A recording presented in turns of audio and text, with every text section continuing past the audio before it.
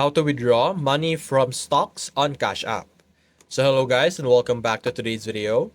So first things first, open your Cash App over here. Scroll down a bit and navigate to your save and interest and select your stocks. In stocks, you will be able to see your chart. Scroll down once again to be able to see all the different stocks that you have owned. Simply select any of the stock that you want to get your money from. For example, over here we have Roblox. When you open a specific stock, you should be able to see here different options in the middle. You have the buy, sell, or the gift. Simply click on the sell option and you should be able to sell your stock. Now it depends on when the stock market would appear or would be available. So you could schedule it or you could also start to sell right away if it was open already.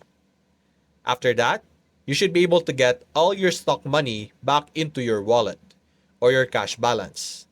Now, just simply withdraw your cash balance from your Cash App and you should be able to get your money or withdraw your money from stocks on Cash App. So that's basically it guys. If you enjoyed this video, leave a like and subscribe. Thanks for watching.